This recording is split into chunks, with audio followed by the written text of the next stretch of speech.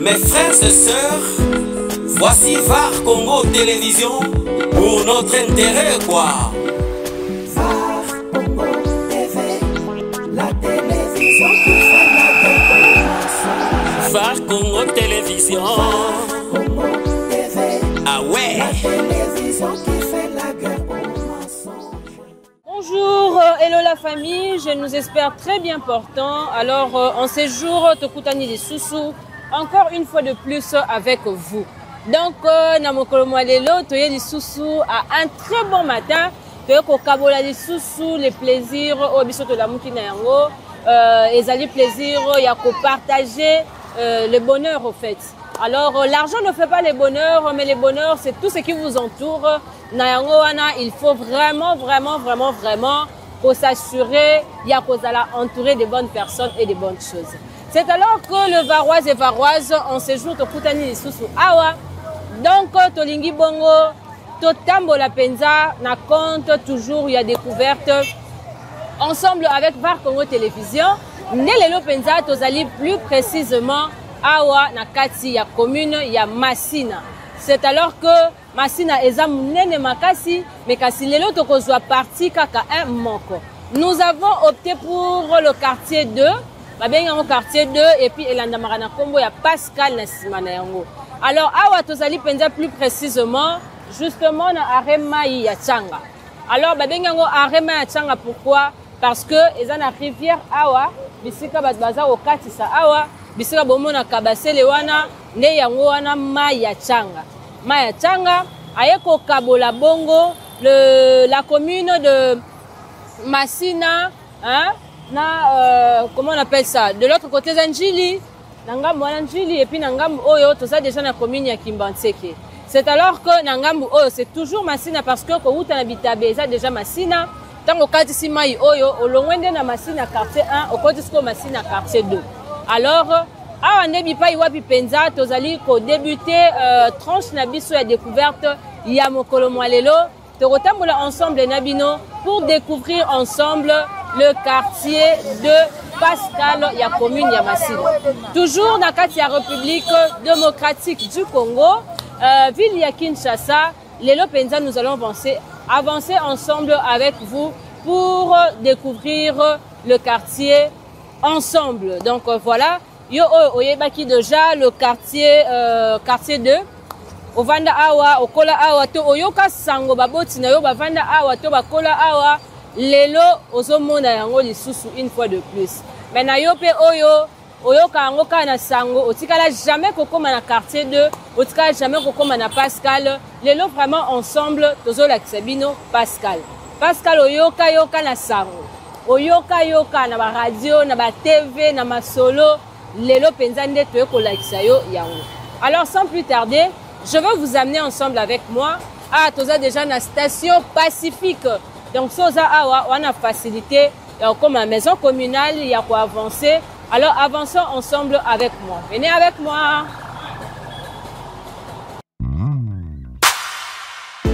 Mes frères et sœurs, voici VAR Congo Télévision pour notre intérêt quoi. Congo TV, la télévision qui fait la guerre au mensonge. VAR Congo Télévision. Congo TV, ah ouais. la télévision qui fait la guerre au mensonge. VAR Congo Télévision, elle est là pour nous informer, pour nous égayer, mais pourquoi pas pour nous détendre.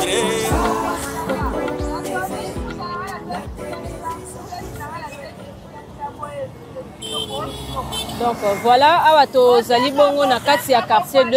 Alors vous allez supporter vraiment le bruit parce que ezali esika o ezali commercial kotambola awa tout au long ya makadam ezala batu batekaka faut supporter ba makelele.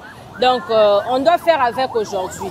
Alors wana penza to komi bongo na Société nationale d'électricité otobengi SNEL et zali bongo centre oyo ya vente ya service. Ezali ko servir de l'autre côté ya Massina ou awa bisika wapi penza tozali. C'est alors que tozali na place des piétons to ko avancer malembe et au fur et à mesure que nous serons en train de marcher nde tokobanda sikoyo kopesa bino badetail ya bisika oyo tozali. C'est alors que mpona kopesa bino balimite ya quartier 2, quartier 2 abandi bongo na Mayachanga wana, et puis azali kokende kokabwana justement na quartier 3. Bisika wapi quartier 3 azobanda, nde bisika ye quartier 2 asuki. Mais kasi na ngambu na ye azali bongo vraiment na balimite na commune ya Kimbanseke et quartier ya Kingasani. Voilà. Et ceux qui te quittent justement dans l'entrée au Tozokoma, avancez avec moi comme ça vous allez remarquer. Na limite oyo bisika Tozokoma na route wana, babengi yango route à Bekatef. Sur le côté tout droit au Kiti Tinase, le quartier de Azo Kabwanande na Mapela. Alors venez avec moi pour découvrir ensemble avec moi détail nyonso oyo nazali koloba parce que là bokoki ko yoka te kaka la matoi mais kasi fo bomona yango pe. Donc voilà to komi bongo na maison communale ya Masina, donc ezali justement dans quartier 2 il y a commune il y a Masina, voilà. Alors le quartier azali parmi ba quartier 21 il y a commune ya Masina et le quartier 2 en fait partie. Na yango on a vu que yazali penza na balabala comme d'habitude la maison communale les aura toujours et toujours na balabala. Donc c'est vraiment important tant mutu azali koya directement azana facilité il y a qu'on remarquer que o eza maison communale parce que ebunga na raté. Alors je vous présente la maison communale de Masina yango.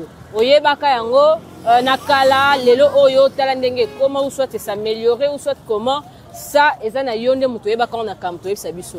Habitants ya Masina, ressortissants ou ressortissantes ya Masina dans la maison communale yango. Oyebaki yango te découvrir na mokolo malelo alors tous ali bongo ko avancer. Et là tous ali bongo ko remarquer ba maman baza côté kana bango d'un peu partout. Là ezana air moko bayaka ko benga na bango air moko balongola bango tala kaka musala na balabala hein eza ba bilo oyo balinga ko protéger bango quoi. Balinga ko protéger bango contre bamakambu oyo ezalaka ndenge na ndenge mutu kokoki ko ya avec excès de vitesse à perdre contrôle à koko se retrouver likolo na bango bazoteka. Alors yango wana balongola bango au long ya makadam. Donc tout au long ya makadam balinga penza te ba vente ba maman ba vanda ba te kaka ba nini il y a deux fois ba yaka pena bana mais lokola pe bakoko so ezali mingi nde sala que ba respecter te nde sala que air moko boye ba kimi air moko ba zongi air moko ba longwe air moko ba zongi on ba kwak eza pena mo ebele yango wana ekomisa lelo ba tutetu quoi. Mais avec le temps un changement de mentalité faut ko taramuke muke. D'abord c'est la vie mbongo na sima. Donc voilà. Alors awa tozali bongo na arrêt ba benga yango arrêt ya Bekatef. Ba benga yango arrêt Bekatef. Venez avec moi comme ça je vais vous expliquer. Eza arrêt munene. Donc ceux qui okomi awa oyoka balobi Bekatef. Nde bisika wapi okoki ko kitelela ceux qui ozoya na quartier 2. Ba musu bakenda ko kitana arrêt Pascal donc na Wenze. Bipai wapi penza okoki ko katisa directement makadam likolo. Mais kasi awa nde penza bisika wapi babengi entrée oyo route ya Bekatef. Pourquoi babengi route ya Bekatef? C'est sûrement parce que ezali na usine ya mapa awa quelque part o ebengami na kombo ya Bekatef. Donc voilà. Alors donc avancer malembe en train ya kokota kobima, c'est comme ça que tu relaxes bino ya. Alors awa nde bomoni ba motard bomoni makambo ndenge na ndenge ba moto gizi ba o ba okende ville ozwango awa et en face là-bas tozo ko mona ezali bongo na marche moko eza ko salema wana. Mais kasi yango ndire ezali makambo parti politique d'où biso tozali penza kuna penza te mais kasi toko avancer pour na ko découvrir le quartier D. Venez avec moi.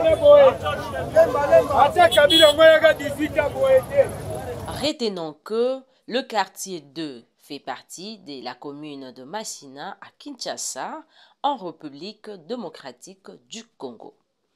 Bien qu'il soit difficile d'obtenir un historique détaillé et spécifique au seul quartier de Pascal, voici des éléments de contexte importants concernant la commune de Massina dont il fait partie. Totiki maison communale na Simawana, awa sikoyo tokomi plus précisément na municipal, donc terrain municipal ya commune ya Massina. Donc yangoyo ndenge bozali komona tangu tokosala tour na kati kuna tokoki kozwa yango pe na facette wana mususu po e permettre na biso ete tomona yango penza na kati parce que koto yo clôture eza vraiment moulayi et aussi entrée na bango eza ya kokanga, donc il y a même pas moyen ya apercevoir de l'intérieur et aussi mbaté. Alors tozali bongo ko avancer awa penza ezali toujours quartier 2 ya commune ya Massina o to bengi bongo Pascal. Alors awa nde tozali ko avancer sikoyo na arrêt o penza babenga Pascal bisika batu bakitelaka to pe bisika bandeko oyo bavandi na quartier 2 bayaka kozwa transport.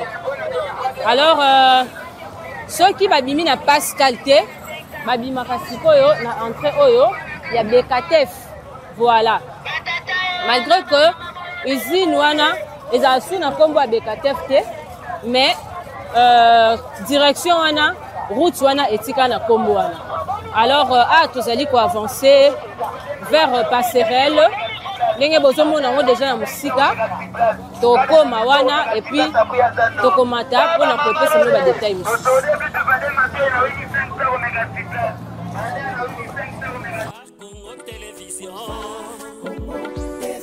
Ah ouais. La télévision qui fait la guerre aux mensonges.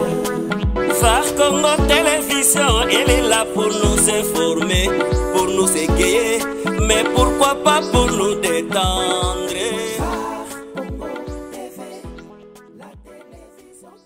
Création de Massina.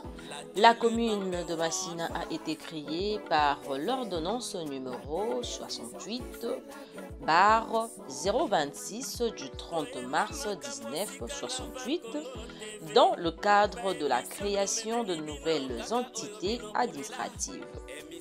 Auparavant, Massina était une zone annexe rattachée à la commune de Djili. Phare Congo TV, number one dans les lieux. Congo TV, la télévision qui fait la guerre aux mensonges. Elle veut que la vérité. Donc voilà, ndeko banzava Congo Télévision ne penza to komiskona passerelle ya Pascal. Voilà. Donc le marché Pascal yangoyo ndenge bomoni awa batu bazar au telema to kuti événement mo awa biso pe toye ko découvrir ka awa. Donc bazali ko pekisa bango ko teka le long ya makadam comme j'étais en train de dire na yango wana bazali ko senga na bango ko kota na kati. Car à l'intérieur nde bisika wapi wenze ezali na kati ba avenue. Mais on va préférer comme Malibanda pour permettre na ye mutu o azo kita na arrêt directement monier hein et ça mutu mso roza azana pressé à la place akota na kati akende koluka eloko ya zango posa akitika somi mbamo azui transport a continuer nzela.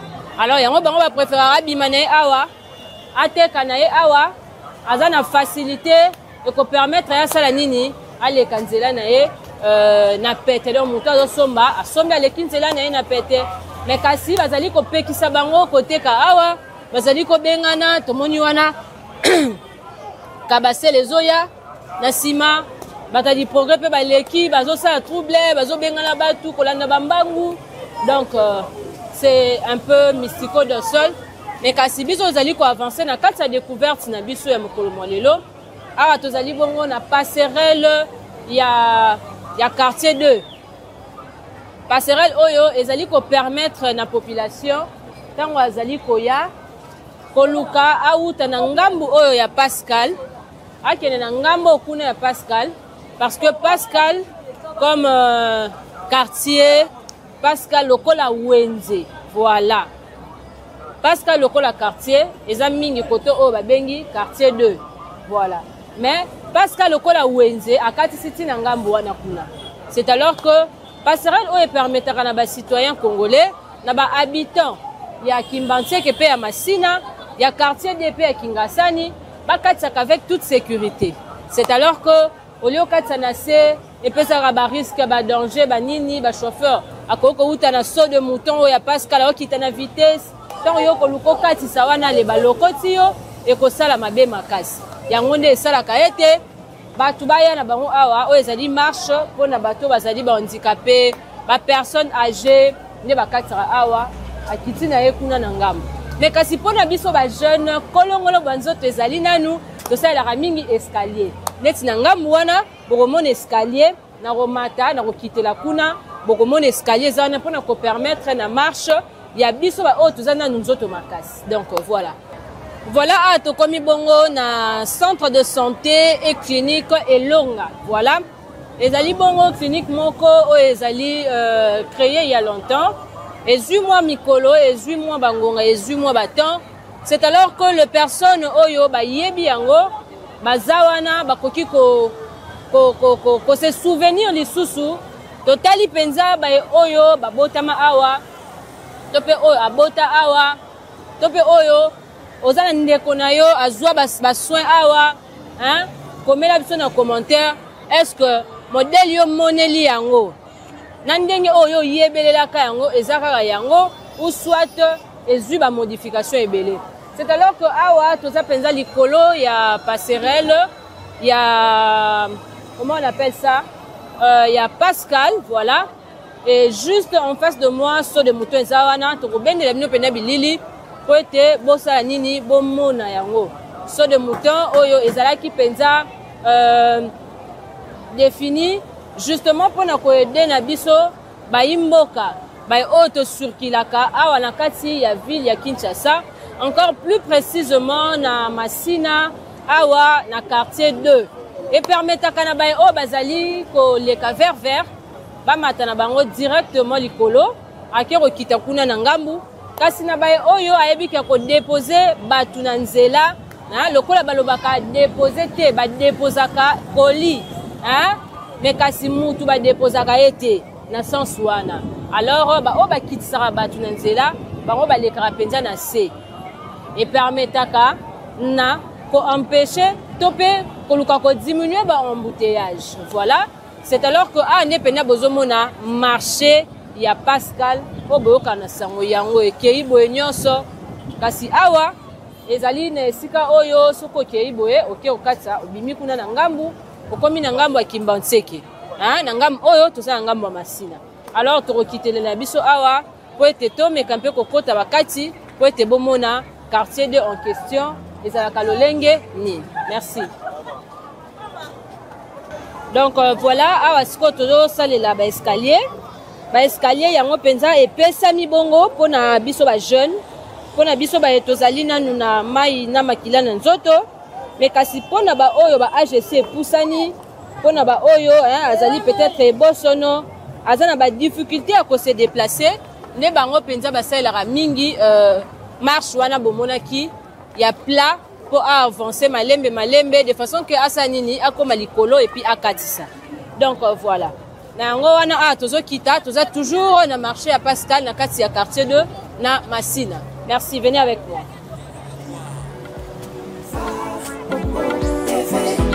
La télévision qui fait la guerre aux mensonges. Phare Congo Télévision. Congo TV. Ah ouais. La télévision qui fait la guerre aux mensonges. Phare Congo Télévision, elle est là pour nous informer, pour nous égayer, mais pourquoi pas pour nous détendre. Donc voilà, awa tozali na direction oyo babengi yango na kombo ya direction assez à pont. C'est alors que awa sikoyo tolingi to emprunter pe avenue. Awa tozali na avenue Wamba. Donc tozokota avenue Wamba. Tomeka mpe ko tambola na kati ya avenue Wamba et comme ça toko évoluer ensemble avec vous. Mais sikoyo boko remarquer que la plupart ya ba activité o eza ko salima awa na kati ya avenue Wamba les plus ezala bon ba tombola. hein? Donc maman va katara tombola awa beaucoup ta ba rideau beaucoup ta ba drap beaucoup ta ba chaussettes beaucoup ta ba sac beaucoup ta bilamba beaucoup ta nyonso o etali tombola za ba sac ya bana classe. Donc voilà, c'est alors que tozali penza na kati ya quartier 2 tozali na avenue Wamba et avenue Wamba ndenge bino moko boza komona. Donc ba activité eza awa penza makasi parce que kobanda na boulevard kino bisika wapi tozali ebengami bongo kaka continuité ya marché ya Pascal. C'est alors que awa nde penza bipai wapi to yaki penza ko sala découverte na biso mokolo lelo. Alors na oyo pe oyebi lisolo ou soit au vanda na avenue Wamba lelo oyo tozali koleka na kati ya avenue Wamba VAR Congo Télévision to yeli yo Wamba na kati ya ndaku na yo olongwa na yo Congo okoma na yo soki na Allemagne okoma na yo soki na Belgique okoma na yo soki na France. Alors ozalaka lisusu na image ya Kinshasa te ya quartier d'été ya avenue ya bino Wamba te kasi lelo toza penza na kati ya avenue Wamba. Alors tozo tambola muke mukadu nde kaka balobaka ensemble toko koma na bisika oyo penza yo bokoki ko se retrouver. Donc c'est un peu ça. Alors on peut se renseigner parce que zaki na école moko ezalaka na avenue o école wana kena pena sango. Donc ba o bazolandanga o bayebi Wamba bayebi. Alors mingi bazozela kutu déjà komona menga moti awa na omona ngote yango wana esenga na biso to tuna mbote ya o avenue Wamba no école Bellone ezala na Wamba elongwa siko ekoma ni place wana Académie du Savoir, école PKK. Ok. Donc voilà. Yo otanga na Bellone na kati ya Wamba na quartier 2 toye ko découvrir que école Bellone ezara susute. Alors toyebite yende ateka apesa Académie du Savoir topé ezalaki ke yende alongwe na ye akanga ba porte na ye akesika mususu te me akanga ne. Et Académie du Savoir yeko loué to ebité wana to ko avancer na yango wana penza tozo ko kende malembe pona ko découvrir penza quartier 2 na kati ya commune ya Masina et bipai wapi penza to kuti bande ko pe bazo pona bilamba na bango mbote to kuti ne bo pona bilamba ba bébé c'est que ba bébé bazan cascade ba bébé bazali OK, merci. Donc voilà. Maman biso ya moni longina ngo lukeli nga problème. Soit o lukeli problème et pas nani. Ye monda moni longina o lukie problème. Donc voilà, awa tozali toujours ko avancer na kati ya Wamba. Alors to luka to mon Académie du Savoir parce que to yebaki kezaki Bellone mais Bellone ezara susute. Bellone ezaki ekola kala. Ezaki pene ekola kala bisika wapi bato ebele ba ressortissant pe ba ressortissant ebele ya Masina batanga hein mais lelo oyo tuzoka que ezara susute. Alors tokoluka pe ko mona esika yango pona ko se renseigner to yeba to mona lo lenge nini yango ekoma. Donc merci beaucoup. Donc voilà awa to luki ko se renseigner parce que nous sommes même pas écrit libanda à OK yango yo. Donc to komi awa sikoyo bipai wapi penza école Bellone ezalaka hein mais zara susu Bellone te et comment merci maman nata ba jipte bonjour boza bien et non yota ba pantojo mususu asa no musala. Donc voilà awa nde bisika wapi penza école ya Bellone ezalaka bisika bayana biso batangaka bisika ndeko na biso batangaka école ya Bellone ezalaka awa école munene. Donc ezaki école moye balaki makasi penza na Masina na quartier de surtout ezaki renommé et lelo ezara susute et comme nango Académie du Savoir et là tozali penza ko avancer. Académie du Savoir akangami directement merci maman lekana Académie du Savoir akangami directement na lopangu ya papa na biso Jean Goivuzi. Alors hier azali penza un homme politique voilà azali penza un homme politique renommé à Outaki kozala bongo ministre ya finance et économie mais kasi à partir ya mars 2023 ye a longwaki ba remplaçaki ye. Donc awa tozali na école Académie du Savoir et puis le pont o ekangami na bango directement ezali école ya ministre même au moment où azaki ministre tant ou banomaki ministre basengaki na ye apone siko ya koko ke kovanda na Gombe na Ngaliema na wapi mais ye aboyaki alobaki ovanda apo za ressortissant ya Masina akovanda kaka na quartier 2 ako exercer kaka na quartier 2 donc voilà atika pe ba maman nde bomona bateka liboso lopangu na ye aboyaka na ye te abengana bango te et tout donc une partie pe ya découverte auto sana mkwali lombote mama tomoni bino abozote ka liboso lupangu ya mutu munene un homme politique abengana bino te OK ya mwana ba mama mwana ba mama ebele OK donc bozala na bino tranquille awa ba soda na epe baloba elote so biloko oyo esalaka solo air moko tomeka na kosola na ba mama po biloko soki mbule beti awa esangani ya masangu ya mbika ya nini toswana mama nani nalinga mingi na kamera nde bato bakoma koponana te pesa ye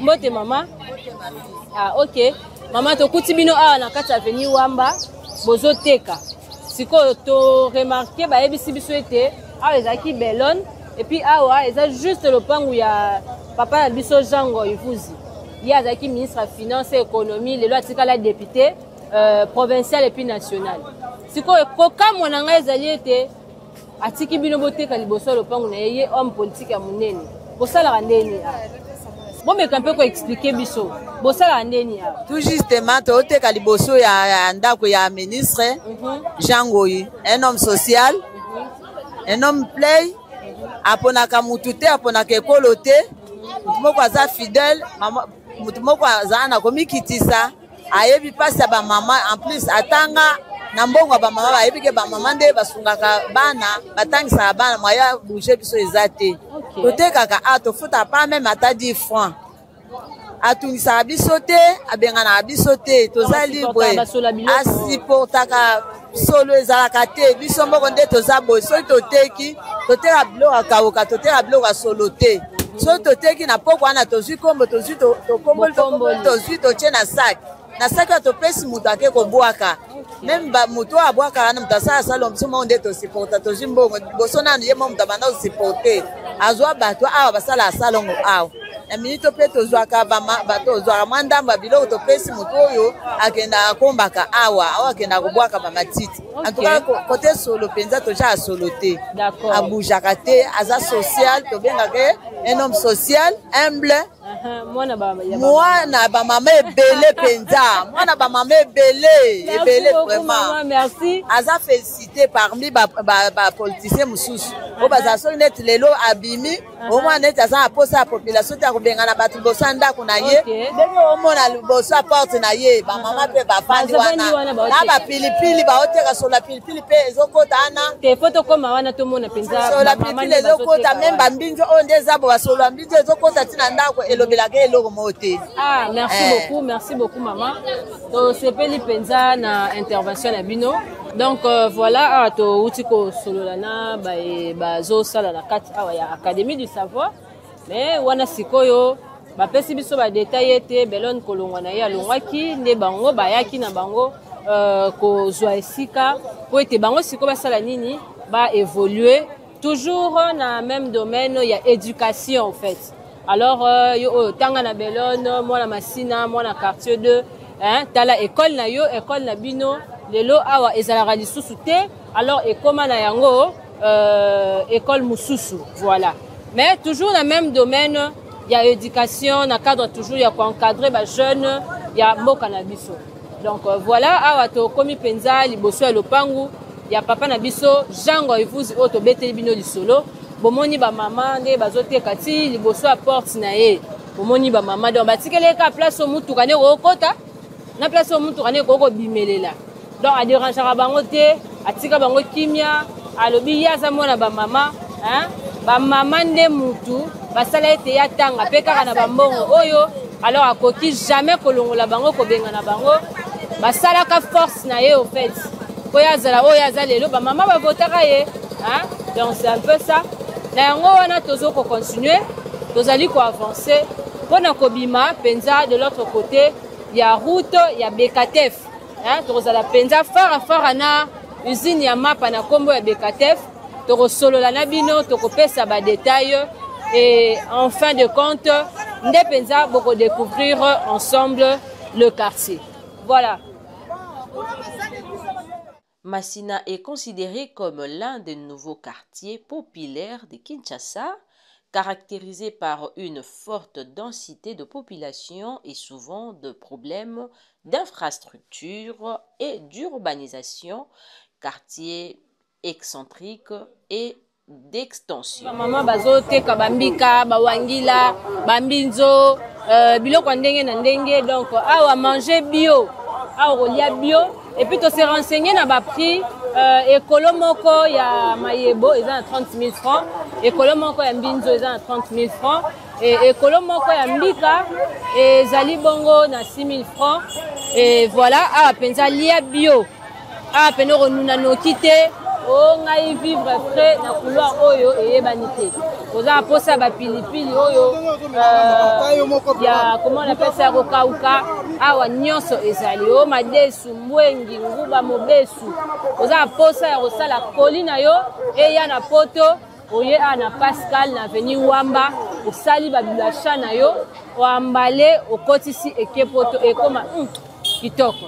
Donc voilà, awa na ngam na biso ezali usine mapa na kombo ya Ipak. Mama leka na yo na kombo ya Ipak. Alors route oyo yango nde babengi route ya Bekatef. Babengi yango route ya Bekatef pourquoi? Parce que usine oyo bomona ya mapa ezali na kombo na ya Bekatef. Ne Bekatef ekolongwa. Bekatef ekolongwa ekokoma Ipak. Mais route oyo etikala kana kombo ya Bekatef. Donc usine oyo laisse rappeler la population kotoyo yango yo na mambetali mapa ba gâteau eki. Alors biso to kokatisa to kota pe ba venir mususu pona kolakisa bino penza le quartier de en question. Donc boya na biso. La télévision qui fait la guerre aux mensonges. Phare Congo Télévision. Congo TV. Ah ouais. La télévision qui fait la guerre aux mensonges. Phare Congo Télévision, elle est là pour nous informer, pour nous égayer, mais pourquoi pas pour nous détendre. Phare Congo TV. La télévision qui fait la guerre aux mensonges. La télé number one. Phare Congo TV. La télévision qui fait la guerre aux mensonges. Toyena makambo sika na Phare Congo TV. Ba émission to memeli. Awa sikoyo to koti bongo avenue Feshi. Donc avenue Feshi bipai wapi to yepe ko découvrir école o to bengi na kombo ya collège Yves Marcel. Malgré que to kuti awa nzele baby penzamo makasi. Alors et ça y était déjà banande babimara na classe awa. Donc malamu mingi basaka na kana kati ya cours so bazo gérer bon malamu te ke basaka na libanda et osala vraiment catastrophique. Donc c'est un peu ça yango wana sikoyo école Yves Marcel les appelé école moko ya munene na kati ya Massina donc na quartier les kana maman na kati ya quartier 2. C'est alors que quand nous disons que ça école moko munene ça ne veut pas dire que eza munene na espace. Mais nous disons les écoles à Mounene, donc on a renommé et puis on a koyé banana yango quoi. Donc c'est un peu ça. Alors dans tout ça, on est juste en train de nous expliquer les solos à Yves Marcel. Yves Marcel azakaka awate na Massina. Yves Marcel azana babisika ebele. Na babisika muso pe to kena osa ba découverte to kuta déjà ba Yves Marcel. Na yango wana awa sikoyo to zali bongo ko beta li solo Yves Marcel lokola école awa ezalaka primaire. Azarapene sika mususu kaka ana kati Massina quartier 2 oyo atia secondaire pe humanité na ye. Alors Yves Marcel azali na préfet des études o azalaki ko fonctionner awa na kombo ya Raphaël Kebongo yelelo azali susu na bango te a koma penza de l'autre côté il y a politique quoi. Donc koma na ye député provincial la circonscription ya Massina. Alors na yango wana azali pe parmi batu oyo tokoki kotanga na kati ya lisolo ya quartier 2 na kati ya Masina. Donc voilà. Alors lelo oyo yazaki na kati ya enseignement, azaki na kati ya ba éducateur, mais kasi azali susu wana te akomi na côté ya politique. Na yango wana toko avancer avec le temps to luka to ko taper ba avenue mususu pona ko découvrir penza les quartiers en question. Et c'est comme ça que toko avancer penza na bino ba varoise bolandara biso kaka sima. Et yo oyo osabona na noté, il est encore grand temps ya koluka ko s'abonner na VAR Congo Télévision. Ozwa ki peut-être libaku na mokolo molelo ya ko landa biso. Mais au s'abonner na noté, alors je vous suggère ya koluka ko s'abonner massivement. Donc s'abonner, activer cloche parce que eko sungana yo pour que à chaque vidéo eko banda kokota na chaîne nabiso au ratakata mon côté. Alors VAR Congo Télévision vous aide à découvrir des lieux, à découvrir des quartiers, à découvrir des avenues au Vanda Kala Feshi yango. Donc voilà. Ozamo na feshi, au Botama Awa, ozamo na feshi, au Kola Awa, tala lelo oyo feshi, ndenge ikomi. Alors voilà, to ebite lelo oyo zo vana na mboka nini, to ebite lelo oyo okoma nani, mais kasi faut ko yebaka toujours bisika oyo uta, il faut qu'on reconnaître toujours et toujours nani oyo zali. Alors ba culture na biso to bosa na yango te on a penza to betaka penza lingala, to kende penza makasi na lingala. Car la plupart des abonnés à VAR Congo Télévision, bazali bongo ba congolais. Alors malgré que les lots bazana na poto, de part et d'autre na Allemagne, na Suisse, de part et d'autre na France, na Canada, na Angleterre, mais au botama na Congo, au kola na Congo. Au Rosala, au botama na Congo, te mekasosa congolais à makila, car tes parents sont des congolais. Mais ba botio na poto, ko bossa na mboka na yo te. Donc mboka na yo za mboka na yo ba valeur na biso faut toujours to garder yango awa tozali bongo na avenue Feshi. Donc voilà yango wana tozali penza ko avancer et to kokota pe lisusu ba avenue Mususu pour te découvrir quartier 2 au boyo kaka toujours na basango. Merci beaucoup et à très bientôt. Pour rappel, il est souvent difficile d'identifier de personnalités publiques nationalement ou internationalement reconnues en le rattachant spécifiquement à un seul quartier comme le quartier 2, Pascal, d'une grande commune populaire comme Masina à Kinshasa. Comme ça, tu as moi des détails sur ce qui concerne les quartiers en question. Parce qu'il y a besoin de qui a été koya ko banope ça nous ba détails autour dans internet et c'est un peu mon boye yemo comme kolombo ka donc muto avandi wana apc là pour et faire comprendre miso lisusu avec plus de précision. Mbote maman. Maman to link to sona bino muke pour déranger bino ka muke na la tsemno micro po makambo lobe yo kana pe bien. Alors bopesi kombo maman kombo nani? Kombo nanga maman Pauline Nkalanga Mubenga. Ok, maman Pauline, to kutio awa na kati ya quartier 2, hein, o to bengaka le plus souvent Pascal. Alors to nito yeba ovandi awa to yeko teka tozoleka. Na vandi awa oza porta ndako na biso biso to Masina bana 1990. 1990. Wow. Masina. Masina ezalaki boyete. Ok. Masina ta lelo ne baby makasi koleka. Surtout ba balabala, ba quartier za robeba. Courant pe tozana courant tantôt plus tôt. Ok. Ma un peu bien kasi courant de leki na passe mingi. Masina ezalaki yo kotambola air surtout linginga kuna sali ba voyage tambola il kola ko bokola bino. Ok. Na ke bayandi na ke bangala ikoloka ya ko bokola bino ata na 3 heures na kokita na ngai bekatef na eti na lopango na beti lopango toza Feshi 98B na beti lopango na sani ni na koti na kimia nyonso. Na kimia nyonso mutakutumso azata tozana saki na yo atozana koli na yo kokota atozana mbongo zotambola koti na yo sikoyo et comme atozana mbongo ozozela soso à 5h30 obimi mobi ma 4h zate mobi ma 3h zate atoye na voyage pozela ovana na bisi ti 5h30 oya kobima oya koya na ndako donc machine bébé ça machine kalaté o bayeba ba boaka na ba poto ba sala ba boaka machine machine za sundenge za ki kalaté. OK. Alors lelo c'est quoi activité nini penza o eza fréquent na quartier D? Activité za ne mo ba mamo ba te ka nguba activité ka ya mwana biso pe to sali ba voyage ti to boti bino bokoli bolobi te vanda atali moyena vanda bongo ezate na kota la poche note ngamo na soka ndenge nanga na te ka mwa gene nanga na te ka sukali na te ka miliki pona zora moya ngai moko poche na ngai. OK. Ah donc bino mo bozo mo na pe bozo parce que maman côté ka gene eza mabete. Eza mabete après beza matière na biso ba congolais to salade. OK. Et c'est mundele mta salango. Ndela yebi ko sala masangana te biso mo ba congolais biso to salango. Nango tozo te kaka ngo. Parce na ben inconvénient te na kati ya nzoto mutu. Ezalaka nango na ba oyo baboyaka lokola kolia. Eloko wana sozo melango fo olia kablingi biloko ya soupe. Osozo lia biloko ya soupe ozo melango santé no evana ka eza normal. Ezala normal ngamo mama na zata msuli libumu ezo tu sangai mo etufuma na libumu na ko mela mwa ndamo a soulager ngai libumu. OK. Donc voilà, tu découvrir peu awake agene pe et sungaka libumu et se dégager quoi. À mon ballonnement o konde kaka donc komela mwa mukie et sungi yo et sukolo libumu. Donc un bon tonton joue sur ma caméra.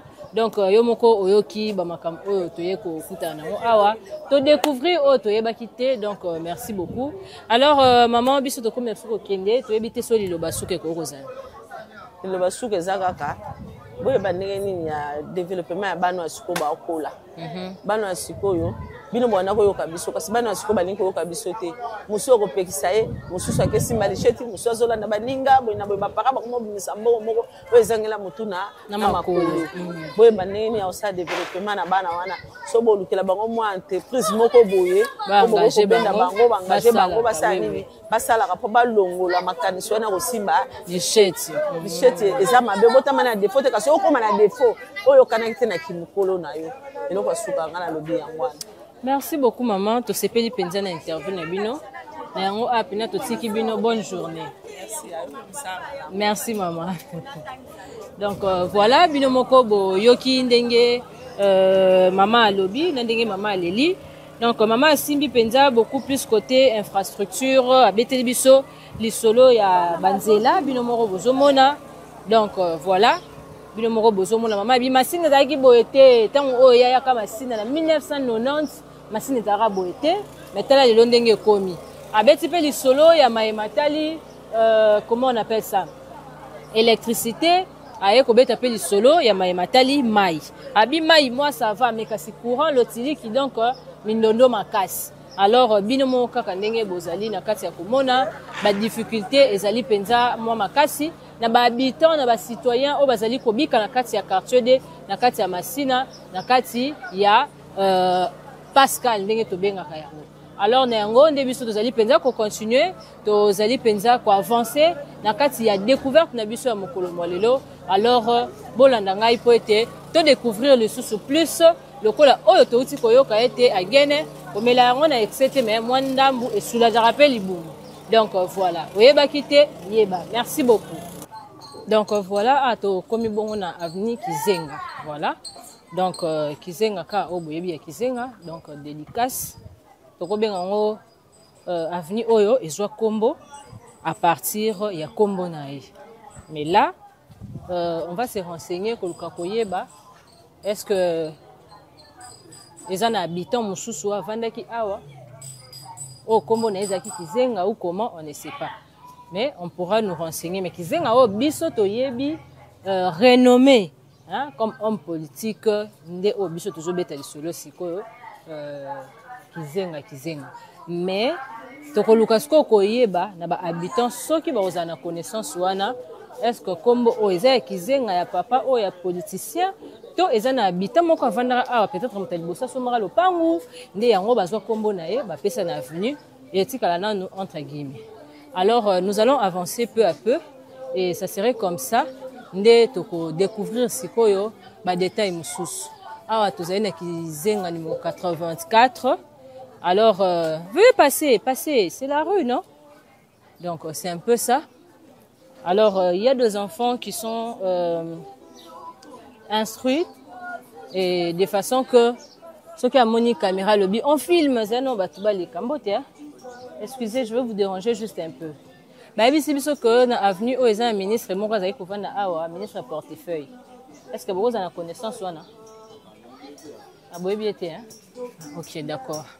Alors là, on est en train d'avancer. Nakati ya avenue Kizenga, nde sikoyo tozoko avancer peu à peu. Tokoluka ba détail ndenge nazaki koloba. Bonjour. Ba détail sur ce qui concerne kombo oyo est-ce que ezali ya Kizenga ya tata o biso to yebi ya politicien tope ezali na mutu moko avandra awa encore plus précisément à Somba le pont Amtalibosion bazwa kombo na ba pesa avenue oyo. Donc voilà. Alors na bongo nde tozali toujours na kati ya commune ya Masina et c'est voilà tokoki koloba que dans un quartier 2 ya Pascal voilà mais yé moko d'abord Masina soki tobi tapé moi lisolo na ye Masina a été créé par l'ordonnance loi oyo il y a comment je peux dire du 68 oui ordonnance loi il y a 68/026 il y a le 30 comment dirais-je le 30 mars 1968 hein on a des moko Masina azaki créé mais ce que moi to pesa ba détail ya quartier D en particulier ce qu'a qui créé quand les alités alors to lukana nous hein muto aza moins évolué na âge wa kokoza na ba détail sur ce qui concerne au penza to lingi ko yeba kati na avenue o donc voilà merci beaucoup et ndé awape to mekaki ko un peu d'informations sur ce qui concerne cette avenue Otozali sur place maintenant avenue Kizenga ndé sikoyo bae oyo bavanda awa bae oyo bakola awa bae oyo baume malgré que la maman a boyine koleka na caméra mais kasi apesi biso juste ba information en disant que Kizenga oyo ezali Kizenga ya papa oyo ya politicien te voilà mais ezali juste kombo kaka ba pesa na avenue mais en ce que nous sachons ba avenue ezora ba kombo changa te loba tango bazaki kokata ba avenue bato bazaki en charge ya maimatali division wana division wana nde bango bakoki kopesa bakombo ke auto pesa Kizenga obwe mais il y a aussi des fois ba avenue et sur ba kombo ya ba premier habitant voilà donc avenue ko zo kombo mutu asomba ki lopangu awa mutu liboso alors tango bapesi kombo na ye ça arrive mais bango ba confirmer biso pona kolongo la confusion poto za na confusion te avenue oyo na kombo ya Kizenga et zui nango kombo ya papa Kizenga oyo ya politicien te donc voilà mais tozo remarqué eloko oyo ezo zonga presque na ba avenue nyonso ya quartier de oyo tozali kokota na ba avenue presque nyonso oyo tozo kota ba avenue ya quartier 2 na kati ya Masina awa mingi tokutaka mai mingi tokutaka saleté mingi tokutaka poubelle donc on ne sait pas trop vraiment qu'est-ce qui manque na bandeko oyo bazali kovanda awa batia quand même moi bopeto na oyo ezali rue na bango au fait hein parce que là tozali ko éviter pe ba maladie mususu ba épidémie mususu e utaka na salité ba maladie mususu e yaka na nzela ya bosoto na nzela ya potopoto ya mai ya salité et pe sara ba malaria parce que boye déjà bangungi ba kobota mawana donc ba osa station na bango wana na butu fo ba ki roluka makila parce que bango ba vivaka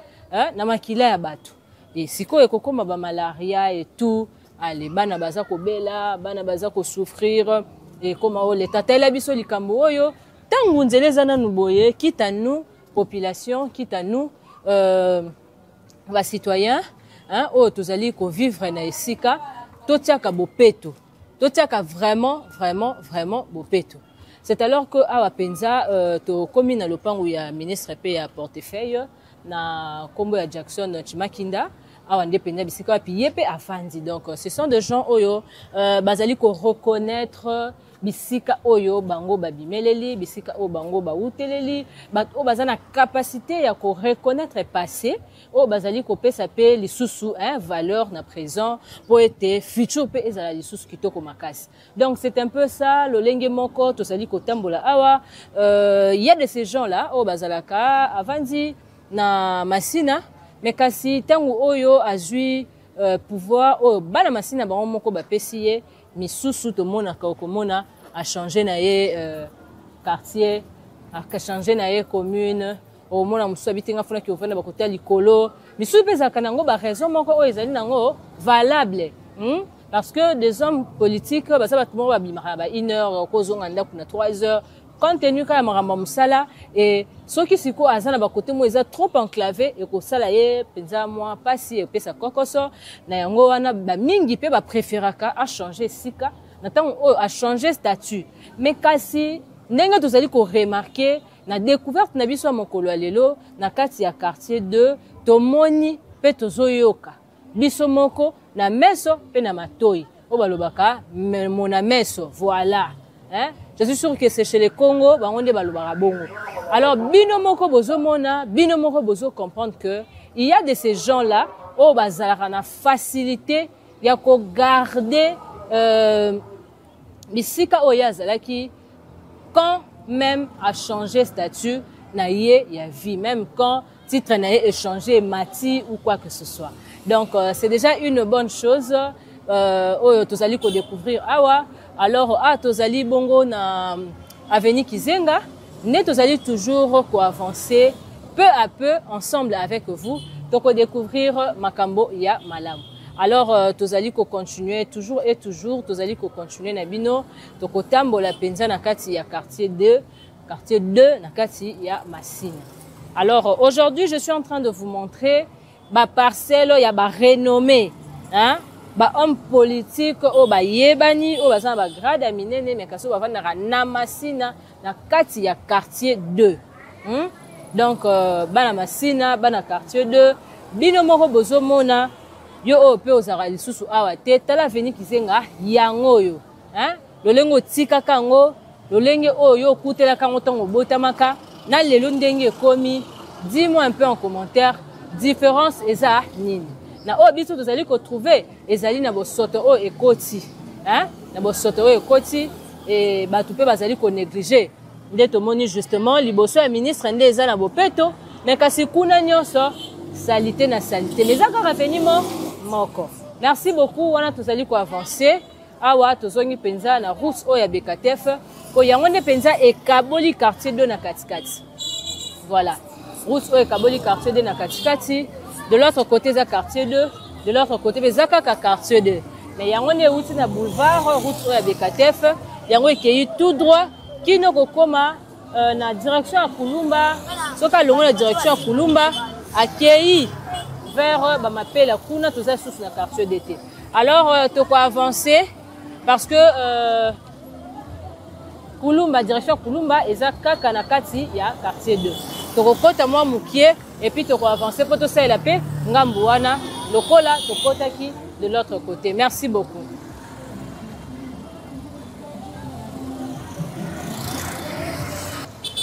Donc voilà, ndeko balandi ya VAR Congo Télévision. Awa to komi bongo sikoyo na direction ya Kulumba. Voilà.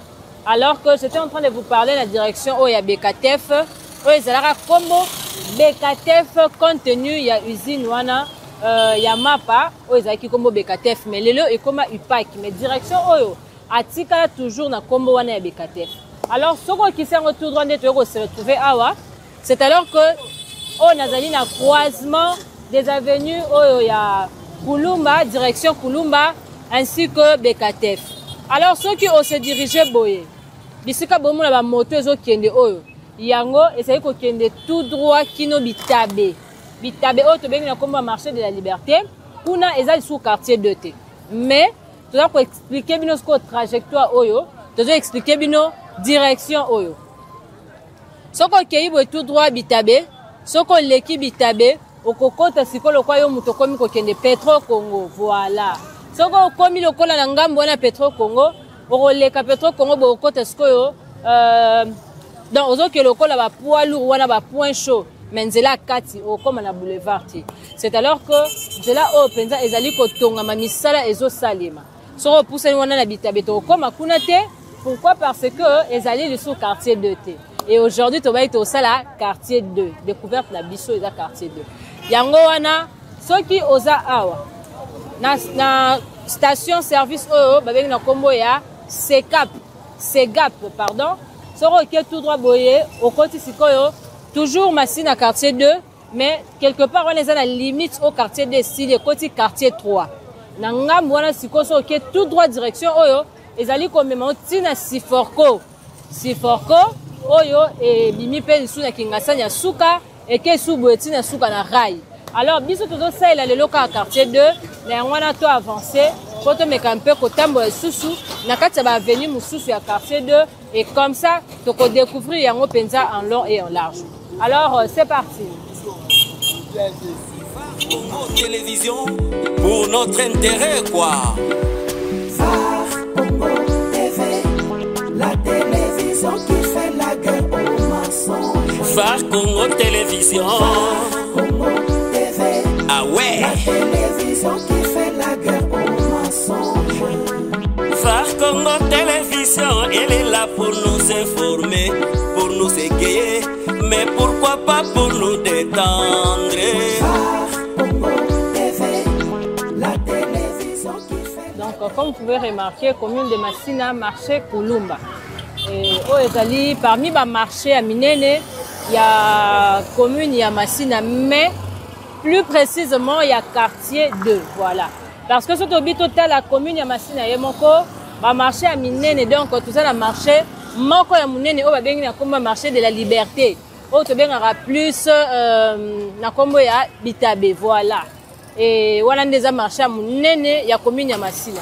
Mais, dans quartier 2, ce que l'on a marché à Pascal, ndé siko toyo ko mona siko yo marché oyo wenze oyo to bengi na kombo ya Kulumba. Donc voilà. Tant oyo to lobaka marché hein na lingala to bengi yango wenze voilà. Et ba mususu ba benga yango zando. Ba mususu baloba wenze baloba zando. Et ici na kati ya marché à Kulumba on retrouver à Rolia, retrouver à Romela, retrouver à Rolata. Nyonso vraiment ezalango wana voilà.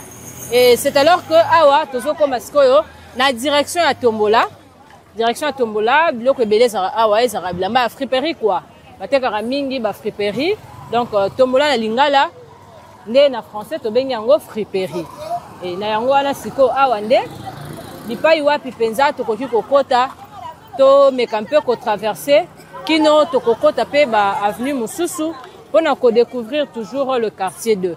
Autre direction, il y a Kulumba. Voilà. Alors, tu ta direction, pour me mabiso, donc traverser la direction, venir Mususu, la direction Mususu. Ah ouais, c'est quoi? Tu as un quartier, il y a direction, il y a Tombola. Voilà. Et ici, vous pouvez tout trouver. Ah, beaucoup de chemises, il y a bien. Beaucoup de pantalons ici, il y a bien. Il y a Mibali, il y a Bassi. Il y a la classe, beauté. Donc voilà. Ah vraiment okuta na yo nyonso siko atukuti musique ezobeta il faut na leka moi ndam parce que ngamungo na ngeko ka ruganga te sinon pas na rozonga ndaku boye comme ba kosu donc voilà et awa toza toujours dans la direction de Tombola na quartier 2. Du coup j'allais aussi profiter de l'occasion pour na ko saluer ba abonné à Phare Congo Télévision ba o balingaka biso ba o balandaka biso ba o penza balandaka à la loupe chaque vidéo o ekotaka na Phare Congo ba o ba bengaka biso ba o ba contactera biso ba tikaka voir même ba commentaire mususu o mona ke commentaire to mususu ko umela po ba monango alobi ben non awa fona sa nini fona benga mbala moko okomona wana bengi numéro il y a plus 44 que je salue directement papa Joyeux Bessadi Cham hein papa d'amour na pesibino ba mbote ebele donc c'est un peu ça. Et du coup, bah, Moussou, au moins, on a 5 numéros précisément. Bon, ben, ça a un numéro à journée sur présenter une émission telle. Et c'est comme ça que bon, on a passé en gros. Alors, on a des détails sur ce qui concerne émission oya talaki mususu opesa ba critique na ye mususu pa koloba d'une manière négative ezo décourager bino mais choix ezate tokoyamba kaka ba commentaire na bino et puis biso tokozwa oya malamu ya mabende tokokipete mais kasi merci na yo muto opesa biso ba félicitations merci na yo muto yaka ko encourager biso nzambe abakisi ya ebele et du coup na pesi pe matondo mingi na papa na biso qui sauva. Hein, papa qui sauve, il peut encourager à biso so remarque ça à ça là en tant que père au sentir que non et ça mon colonne d'azo pesa yo conseil to peut remarque ne loko oh ya talaki alors ça la pense ou améliorer musala na yo hein mais batu mususu ko komela yo c'est comme si hein azo ko torturer yo ce n'est pas bon ndenge toujours notre boss à Lobaka donc c'est vraiment important tango oyo bozali ko sala émission ko luka penza ko yeba ko garder yango na mutu ete bato balandaka biso baza mikolo bato balandaka biso baza ba papa baza ba maman alors ce sont des personnes cadres hein na yango wana il faut ko sala keloko oyo ezo sala ke e ennuyer bango te na yango wana pe ngana mona tata moko te na mona mama moko te oyo dans la vie afingaka mwana soko fingi mwana yepa kokanga ona mutu un jour yepa koki kosa nini kofinga muninga ekozala kitoko makasi te donc voilà message aux parents message na batata pe ba maman o balandaka VAR Congo Télévision to zala toujours même morale quand il y a un truc à dire il faut le dire hein mais il faut savoir de quelle manière le dire hein donc voilà merci beaucoup à ton kati ya direction à Tombola nyonso ezali donc voilà nyonso awa eza okuta ba polo ba culotte ba chemise ba t-shirt okuta nyonso hein bilamba malili nyonso ozango posa awa na kati ya marché oyo okozwa yango tozo vendre quartier na biso to vendre quartier 2 pe biloko nyonso oyo ezali awa sinon merci beaucoup donc voilà awa to komi bongo na avenue Malembe hein je sais pas si on a le bien mabe to lukato mekotuna hein comme ça on saura en vrai est-ce que ils ont auto ils ont auto mbote maman on va venir nini voilà avenue Malembe donc on a le biango malamu pour ne pas massacrer comme il y a avenue hein il y a baninga parce que tu as le ah tout ça avenue Malembe la moni maman liboso na atalinga aseki or on habite tika na tout na lisusu peut-être na prononcer yango malamu te alors awa tozali penza na kati ya avenue Malembe na commune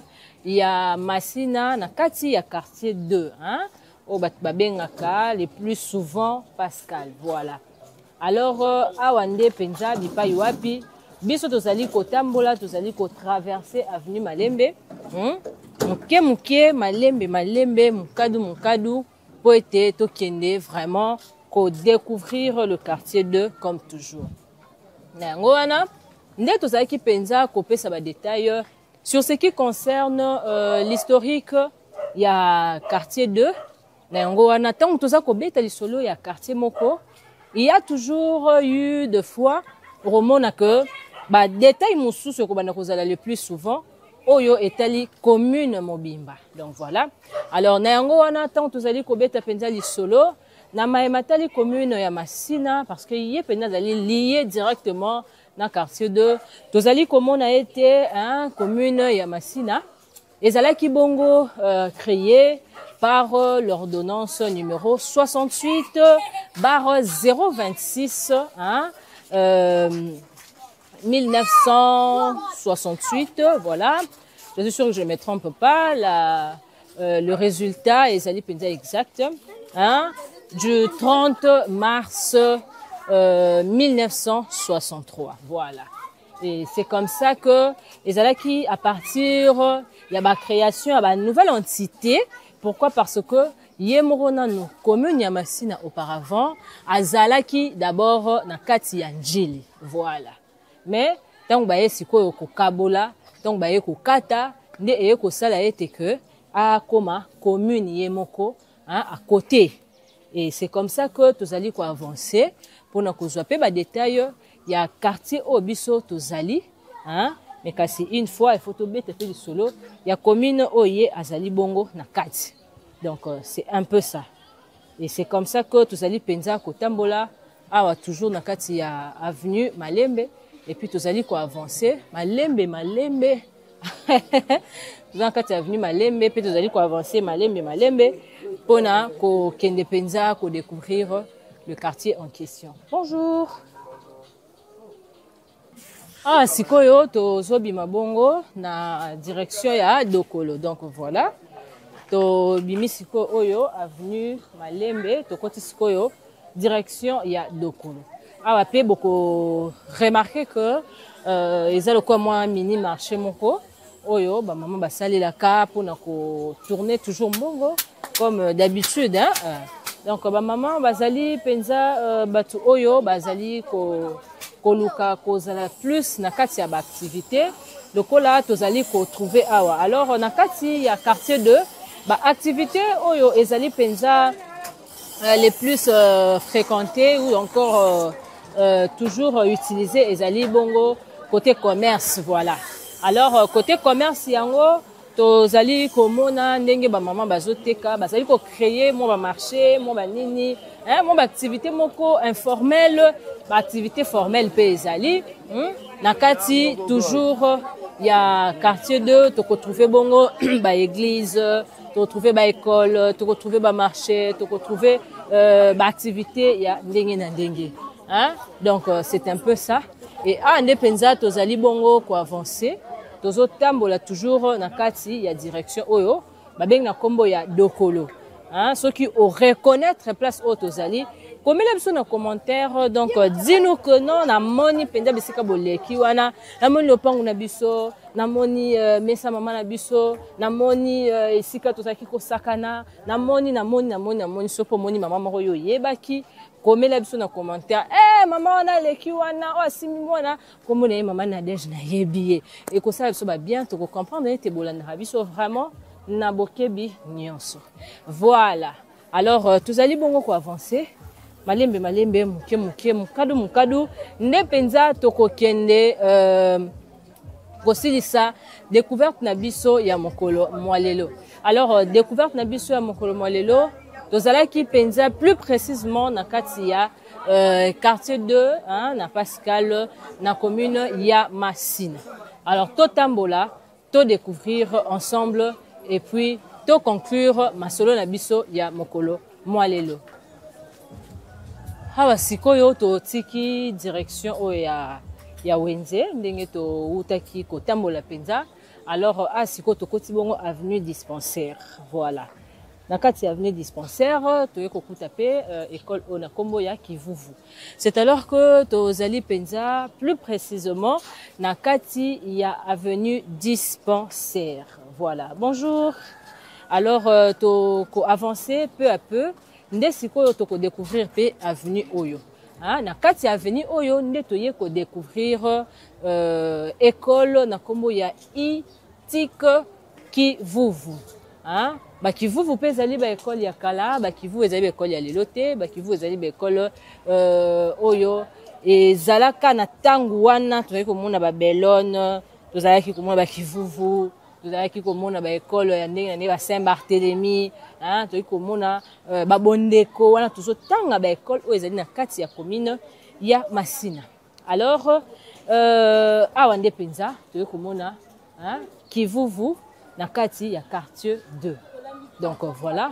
Alors ndenge tozali ko mona to pe tozali ko remarquer hein, na ba écrit o ezali wana ezali ko mona na te ezali parmi ba école ya technique. Voilà donc ITIC hein, nouvelle technologie tout ça na kati ya Kivuvu. Alors ya ezali ko organiser hein, ba filière lokola o tozali ko mona awa électricité tozali ko mona électronique tozali komona construction tozali komona ba filière ya ndenge na ndenge. Donc to découvrir na kati ya Massina quartier 2 hein, école moko pe ya technique o ezali ko former bana o ezali ko pesa pe bana lisusu formation ya malonga ya qualité. Donc voilà, merci beaucoup. Siko to komi na Lima donc zaka Lima na Iscom voilà. Alors, école littéraire de Massina, oyo, hein, la plupart des journalistes babima na kati ya Massina yango yo, hein. école o bomoni bana bazobima bana mususu bazokosakana bamususu baza kozwa nzela mpona bandako nde yango mpenza école ya monene ya littéraire ya Masina ILITEM complexe scolaire de Masina donc institut littéraire et technique de Masina ILITEM yango yo donc awa ambiance mpenza makasi oyo ezali salle ya monene babenga yango grande salle grande salle yango yo voilà tokuti bajeune bazosakana mbote bobimi classe yango bolingi bobeta na mwa nzango bosakana apres bokendako siko jo bobeta wana babenga ngo nini nzango nga mpe na omeka tobeta nzango simba apena botanga na ekolo oyo na ISCOM to na lima nga mpe natanga na lima bino EP5 ebolakisanga babeta ndenge nabeta na yo wala nabomi to na seni nabomi wa na yo deka toke abomi na ya voilà les amis nga moyene wumela ezate parce que na sa musala nga pe natanga awa na ILITEM voilà nabeta nani na ye ok na sombe mnora ba ji nga na oleka na nga so bopusani ebele bo stressé ngai bo stressé nga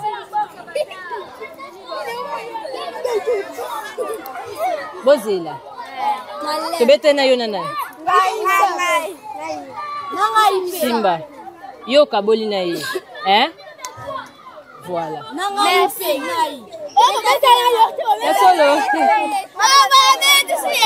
voilà merci beaucoup ok bokende ndako avant voilà awa nazongi pena na kati ya ba nostalgie parce que soki natangi ba journaliste oyo babima awa na kati ya lima il y a aussi la journaliste Belbinia Bolompata, la cadette de la presse. Il y a VAR Congo Télévision, ngape na tanga awa. Donc wana lima ezaki na nuboete ndenge bomona, lima ezaki kitoko makasi. Donc so za libanda o eza grande salle. Je fus aussi mannequin donc nazaki ko défiler awa et voilà bazobenga nga kwede. Donc voilà tout avancé avec le temps je serai en train de vous expliquer.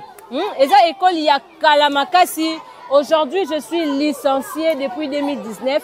Imaginez, na tangara awa 3e na 4e. Donc ça date de combien de temps? Et avant on a kotanga awa, ezalaka déjà na bato ebele o batanga a donc école ezaka derrière Kalamakasi. Salut. Donc voilà, on a retrouvé déjà la classe Nabiso. Mais on a la caméra Bon, vous avez un journaliste, hein? Un journaliste. Il y a solo.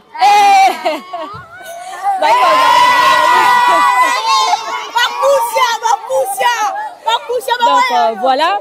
Awa penza na kutani na moi la classe na biso déjà malgré que a pepanga na musika aligna ta repousse la tête parce que ça montre déjà qu'il y a la caméra té.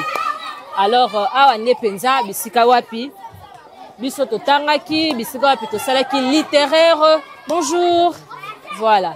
Bisika wapi to salaki penza littéraire lelo on est des journalistes. Na moni professeur na biso mathématiques na kati. Donc on peut ça moté. Lui il était en train de dire prenez le cahier de maths. Prenez le cahier de maths. Na na kati na opesa mbote. Comprenez toujours l'ima ebimisi ba journaliste ndenge na ndenge. Toza ebele alors moi je suis parmi. Mais lelo nazo kama ekomi bizarre, poubelle, ekomi salité, maïle caliboso. Donc c'est vraiment bizarre. Mais yo potanga awa comme ça na commentaire soyez étudier na limento na ISCOM otika kangonde ni stala lelo nde ekomi ni oyo za ko déplorer. Merci beaucoup. Merci. Merci. Voilà la famille VAR Congo Télévision, bavarois, bavaroise. Vous allez qui vraiment ébélé ya kolanda émission na biso à découverte na mokolo lelo. C'est alors que je n'étais pas seule, j'étais accompagnée d'un bon tonton na kombo ya tonton Joe, hein? Tonton Joseph Kaumba, yende penza zaki derrière la caméra na mokolo ya lelo. Alors sous la coordination il y a Maman Chati la star ainsi que le cordon jaune Mbemba. Na yango wana na yeko pesa na bino ba merci na yo oyo o s'abonner na VAR Congo Télévision. Yo pe on a s'abonner mais le lot tombé na vidéo na biso alors active la cloche pour ne rien rater. Alors abonne-toi. Na yango lelo tozaki bongo na kati ya commune ya Masina, plus précisément na quartier 2 au batabengaka communément Pascal. Alors tobanda ki yango na maya changa esika quartier 2 Banzi, to tambola ki penza to kota ki par-ci par-là na ba avenue, to présenter ki bino ba homme politique ya quartier 2, to présenter ki bino ba école reconnue ya quartier 2, to la kisa ki bino ba avenue na bino. Yo botama na Kinshasa, mais lelo za na France, yo oyo ozala na France obotami kuna mais tes parents bazali ba kinois, ba botami to ba koli na kati ya quartier 2, encore en gros na Masina. Lelo to tambola ki na bino, to lakisa ki bino.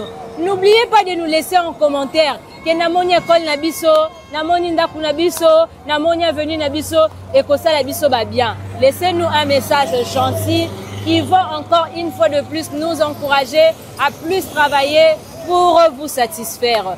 Car mo ebimela biso na likola mutu totamboli nango et si les libiso il y a des fois on est stressé. Maintenant on a félicitations madame, na sepela ki émission na yo o ça qui na place telle ça nous motive. Mais to boyi ba remarque te yango ne sala rabiso ete to avancer, to améliorer musala na biso. C'est alors que lelo penza to kotia boucle awa car Masina pe aza vraiment munene.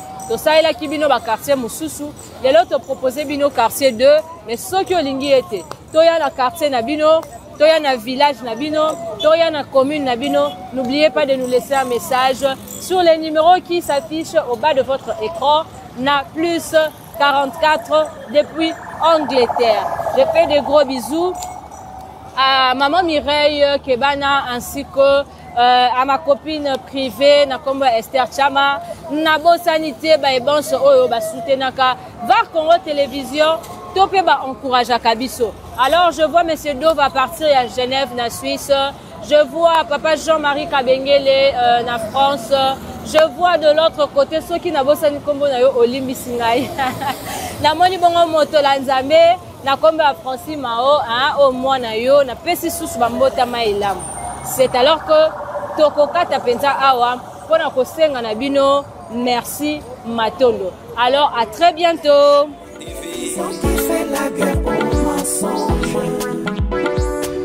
VAR Congo Télévision, la seule télévision qui fait la guerre aux mensonges. Ah ouais.